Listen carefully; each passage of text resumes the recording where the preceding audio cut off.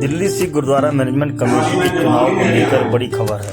माननीय high court ने आदेश दिए हैं कि 4 महीने में चुनाव की प्रक्रिया पूरी करें, जिसमें नई वोटर लिस्ट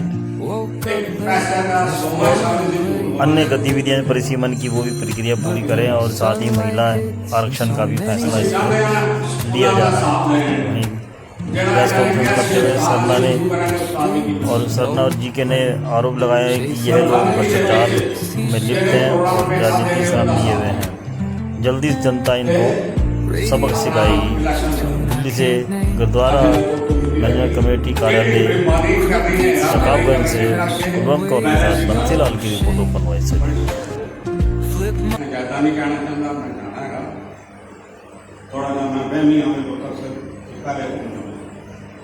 अगर मैं ਵਧਾਈ ਦੇਣਾ ਵਾ ਉਸ ਨੂੰ ਸ਼ੰਕੀ ਨੂੰ ਤੇ ਸਰਕਾਰ ਮਨਜੀਤ ਸਿੰਘ ਜਿਨ੍ਹਾਂ ਨੇ ਕੇਸ ਪਾ ਕੇ ਇਹਨਾਂ ਦੇ ਸਭ ਜਿਹੜੇ ਹੰਕਾਰ ਸਾਨੂੰ ਚੱਕਣ ਸ਼ੁਰੂ ਕਰ ਦਿੱਤੇ।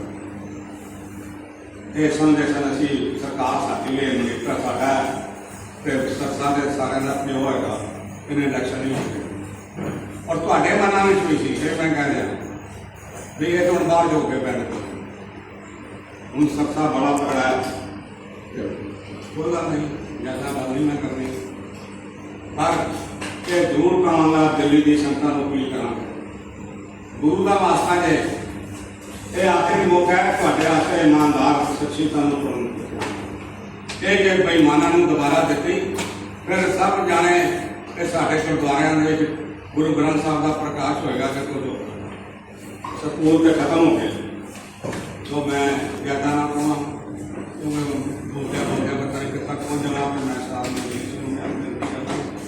कहना था और मैं ये डिटेल टैक्नीकल गल तो मैं गल कराँगा, लेकिन पहले मैं करना चाहना वा कि इन्होंने हमेशा झूठ का एक अपने तंत्र मंत्र साजिया कि असी हस्पताल बनाते जी 100 बेड का हस्पताल तैयार हो गया जी।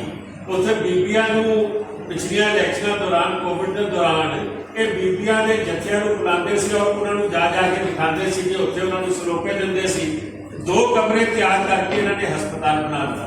उसके बाद आखते जी कि एशिया का सब तो बड़ा असी जो डायलिसिस सेंटर है असी उसनू क्रिएट कर दिता, वो भी झूठ निकलिया।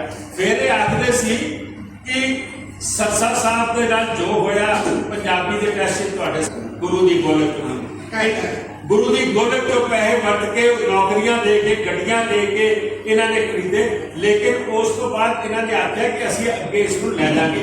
लेकिन जज साहब ने मैंने कुछ करना जी ऑनरेबल हाई कोर्ट के जज साहब ने आख्या अगर यहो जी शरारत जो साडे बेनीपाल जी के वकीलों ने साडे वकील और शक्ति जी उन्होंने वकीलों ने जो बहस की तो जज साहब ने वर्बल कोर्ट किया कि यहो जी कोई शरारत की तो मैं एक कमेटी डिफॉर्म करते हैं।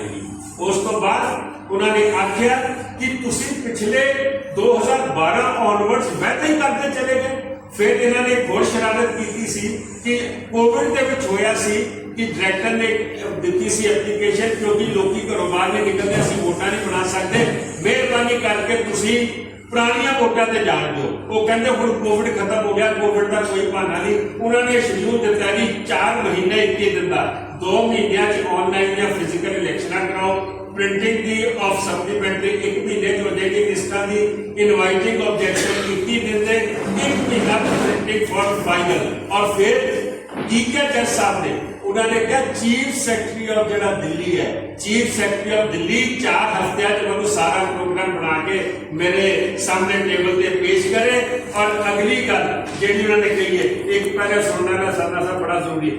Accordingly it shall be ensured that the chief secretary that the requisite man power should be provided to the directorate of Gurdwara election so that the process of proposes the preparation of fresh roll ये होनी चाहिए with photographs of sick voter. It is comment और आगे लिखते हैं concluded within reasonable time before next election। एक जज ने बड़ा क्लियरली कहना चाहता हूँ आपके माध्यम से ये अपनी कारगुजारी में बताएं इन्होंने दिल्ली के सिखों के लिए क्या किया। मतलब इलेक्शन लगता है इन्होंने दिल्ली के हमारे वक्त तो हम स्कूल गिना सकते हैं, कॉलेज गिना सकते हैं, बिल्डिंगें गिना सकते हैं, सब कुछ गिना सकते हैं। ये बताएं, ये अपने अकाउंट्स में से निकाल के बताएं, एक बोरी सीमेंट खरीदी है इन्होंने, एक ट्रक ईंटों का खरीदा इन्होंने, एक ट्रक बदले के उनके बच्चों को कॉलेज में स्कूलों में ला के, कोई काम है इनका? हैं? इन्होंने क्यों नहीं 1.5 साल हो गया इलेक्शन कराए एग्जेक्टिव की, इनको भरोसा ही नहीं था। ये कहते हैं कि कोर्ट में केस चल रहा है, कोर्ट के नहीं, कोर्ट क्यों नहीं इलेक्शन कराई? कराओ तुम। दिल्ली कमेटी ने कौन सा बार दिल्ली सरकार को लिख के नहीं, दोस्ती एक तरफ पर कौम की जारी एक तरफ। तुम्हारे वालिद साहब सिंह वर्मा मेरा सिखों के साथ थे, कभी उन्होंने दखलंदाजी नहीं दी। उम्मीद है तुम अपने पिता के नक्शे कदम पे चलते हुए सरसे को भूल जाओ, सिखों को सामने रखना, बाकी बात मन जीतेंगे। क्या सर लगता है? एक मेरी बात सुनो। ਅਸੀਂ ਸਕੂਲ ਇਲੈਕਸ਼ਨ ਦੀ ਇਹਨਾਂ ਦੀ ਪਟੀਸ਼ਨ ਪਾਈ ਸੀ ਕਿਉਂਕਿ ਇਹਨਾਂ ਦਾ ਇੱਕ ਮਨਸੂਬਾ ਸੀ ਕਿ ਅਸੀਂ ਕਿਸੇ ਵੀ ਤਰੀਕੇ ਨਾਲ ਇਸ ਇਲੈਕਸ਼ਨ ਨੂੰ ਡਿਲੇ ਕਰਨਾ ਹੈ। ਇੰਟਰਨਲ ਇਲੈਕਸ਼ਨ ਨਹੀਂ ਕਰਾਉਂਦੇ। ਕਿਉਂ ਨਹੀਂ ਕਰਾਉਂਦੇ? ਇਸ ਲਈ ਨਹੀਂ ਕਰਾਉਂਦੇ ਕਿਤੇ ਇੰਟਰਨਲ ਇਲੈਕਸ਼ਨ 'ਚ ਮੈਂਬਰਾਂ ਦਾ ਜ਼ਮੀਰ ਜਾਗ ਗਿਆ, ਅਸੀਂ ਹਾਰ ਗਏ ਤੇ ਬੀਜੇਪੀ ਤੋਂ ਟਿਕਟਾਂ ਨਹੀਂ ਮਿਲੀਆਂ ਸੀ ਜਿਹੜੇ ਅੱਜ ਐਮਐਲਏ ਬਣ ਕੇ ਮੰਤਰੀ ਬਣੇ ਹੋਏ ਨੇ। ਇਹਨਾਂ ਨੇ ਪੂਰੀ ਗੁਰੂ ਦੀ ਗੋਲਕ ਔਰ ਸਿੱਖਾਂ ਨੂੰ ਵਰਤ ਕੇ ਇਹਨਾਂ ਨੇ ਆਪਣੇ ਪੋਲੀਟੀਕਲ ਫਾਇਦੇ ਲਏ ਨੇ।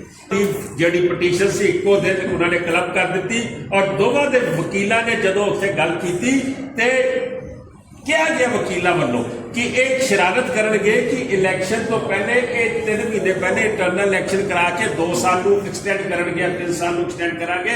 ਜੱਜ ਸਾਹਿਬ ਨੇ ਆਖਿਆ ਕਿ ਮੈਂ ਕਮੇਟੀ ਡਿਫਾਰਮ ਕਰ ਦਿਆਂਗੀ ਅਗਰ ਇਹੋ ਜਿਹੀ ਸ਼ਰਾਰਤ ਹੋਈ ਔਰ ਜੱਜ ਸਾਹਿਬ ਨੇ ਬੜਾ ਕਲੀਅਰ ਆਰਡਰ ਦਿੱਤਾ। ਉਹਨਾਂ ਨੇ 4 ਮਹੀਨੇ 21 ਦਿਨਾਂ ਦੇ ਵਿੱਚ ਸਾਰਾ ਪ੍ਰੋਸੈਸ ਵੋਟਾਂ ਬਣਨ ਦਾ, ਵੋਟਾਂ ਦੀ ਲਿਸਟਾਂ ਛਪਣ ਦਾ, ਆਬਜੈਕਸ਼ਨਸ ਦਾ ਸਾਰਾ ਪ੍ਰੋਸੈਸ ਜਿਹੜਾ ਉਹਨਾਂ ਨੇ ਮੋਹਰ ਲਗਾ ਕੇ ਚੀਫ ਸੈਕਟਰੀ ਦੀ ਡਿਊਟੀ ਲਗਾਤੀ। 4 ਹਫ਼ਤਿਆਂ ਦੇ ਵਿੱਚ ਚੀਫ ਸੈਕਟਰੀ ਨੂੰ ਰਿਪੋਰਟ ਕਰਨਾ ਹੈ ਹਾਈ ਕੋਰਟ ਦੇ ਵਿੱਚ ਕਿ ਕਿਹੜਾ ਪ੍ਰੋਸੈਸ ਕਿਵੇਂ ਸ਼ੁਰੂ ਹੋ ਗਿਆ ਔਰ ਫਾਈਨਲ ਡੇਟ ਆਫ ਇਲੈਕਸ਼ਨ ਉੱਥੇ ਦਿੱਤੀ ਜਾਵੇ। ਮੈਂ ਸਮਝਦਾ ਵਾਂ ਕਿ ਇਹਨਾਂ ਦਾ ਜਿਹੜਾ ਇੱਕ ਇਹ ਮੈਂਬਰਾਂ ਦੇ ਵਿੱਚ ਕੀ ਸੰਗਤ ਦੇ ਵਿੱਚ ਇਹ ਪਾਇਆ ਸੀ ਕਿ ਹੁਣ ਅਸੀਂ ਰਾਜ 'ਚ ਆ ਗਏ, ਹੁਣ ਇਲੈਕਸ਼ਨ नहीं हो सकती, ये इलेक्शन को कोई नहीं बात करेंगे। लेकिन मैं अप्रिशिएट करता हूँ पाकिस्तान के कि उन्होंने जितने लोगों ने वीज़ा अप्लाई किया सबको दिया, सबको वीज़ा दिया।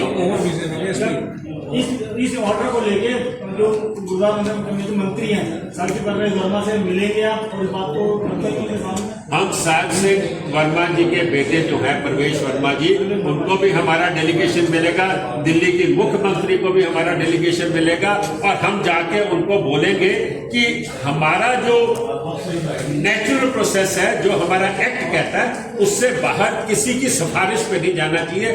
कोर्ट के ऑर्डर से एक्ट के हिसाब से परफॉर्म करना चाहिए। मुख्यमंत्री को भी मिलेंगे, परवेश वर्मा जी को भी मिलेंगे।